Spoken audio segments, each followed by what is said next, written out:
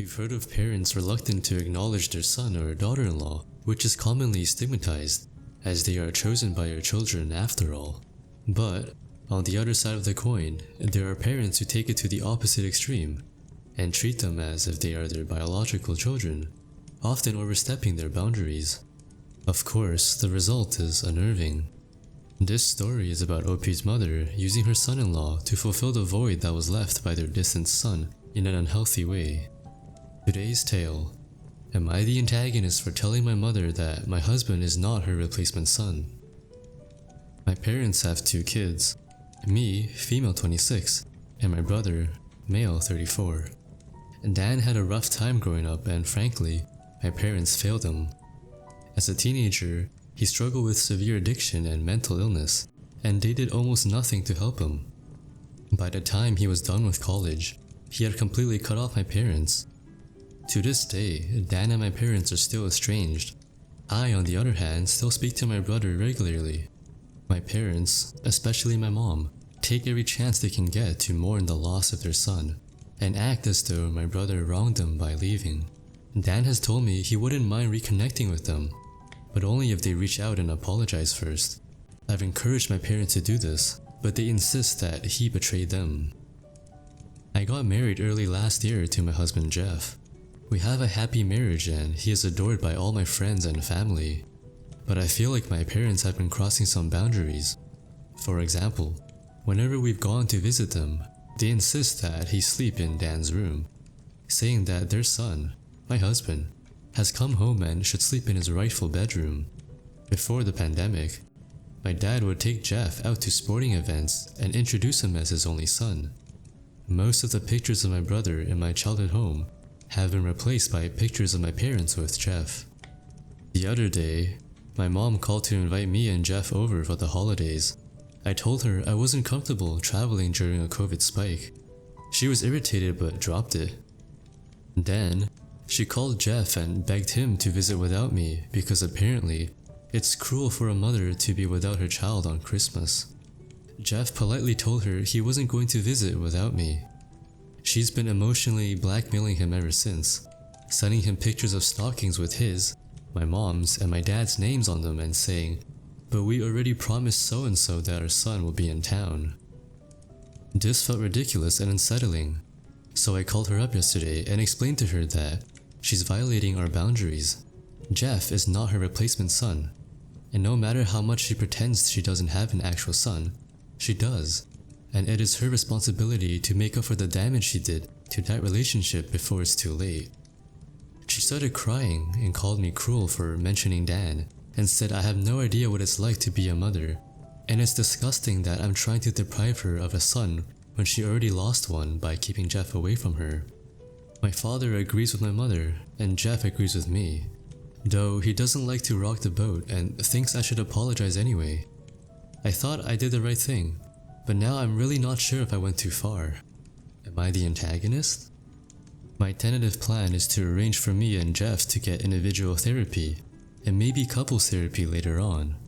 We're going no contact with my parents for a while. I'm also planning to invite Dan to stay with us over the holidays.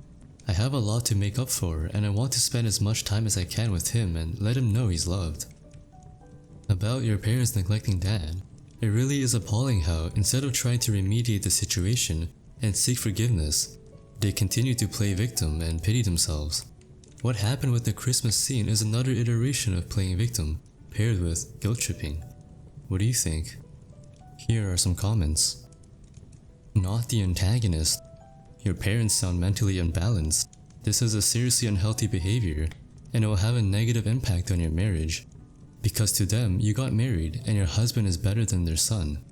They don't have to be responsible for the emotional upkeep like they did with their teenage son. So they're replacing their son with your husband so they can feel good about their son, while still maintaining the role of victim where their real son is concerned. That is convoluted beyond all reason, and you need to make some very firm, very lasting boundaries with them. How are they going to act if you and your husband ever have a baby, especially a boy? When they overstep your parenting boundaries, it will be to talk about that baby as their baby, how they raised him, etc. I'm definitely extrapolating here, but it isn't exactly a reach to think they will not only continue this behavior but escalate it. OP responds with, "Thank God, the way my parents were talking to me, I thought I was crazy for finding their behavior disturbing. I think you're so right about potential kids. I know that even now I'm not really comfortable being around my parents, so there's no way they're seeing me without defined boundaries, much less any children I may have." Not the antagonist. They are hurting and in denial. Instead of putting in the effort for Dan, they want to just snap your husband in like a puzzle piece. Can you recommend therapy for your parents and Dan to mediate? I know this puts your husband in a tough spot too. OP responds with, "Sadly, I have suggested therapy to my parents and they refused, saying they don't need it because they did nothing wrong. Dan says he'd be happy to try, but only if my parents meet him in the middle, which it seems they're not willing to do." Now for the update. I want to first express my gratitude for everyone who commented and messaged me. I was raised in an unhealthy environment, and as such, I was very out of touch with what normal family dynamics and boundaries look like. The support, the resource recommendations, and the respectful criticisms have all been invaluable to me, as I've begun to confront what I've avoided for a long time. People have messaged me asking for an update. Well, I'm happy to share good news. My husband and I went no contact with my parents as many of you suggested. We have also both started going to therapy. We have only had 3 sessions each, but I can definitely say it has been a total relief to process things that I have been bottling up my entire life. I already feel like I can understand myself and what I grew in significantly better. Kinda kicking myself for not trying it sooner. Jeff has felt the same way with his sessions from what he's told me. Under professional advisement, we are holding off on couples therapy until we do a few more individual sessions, but we hope to start in the near future. Now for the main good news. My brother Dan is spending the holidays with us. After taking health precautions, he drove up last week and is staying with us past New Year's. Having Dan around us has been incredibly special for me and Jeff. Dan and I have been making up for so much lost time, and I've never seen him smile so much, and it warms my heart.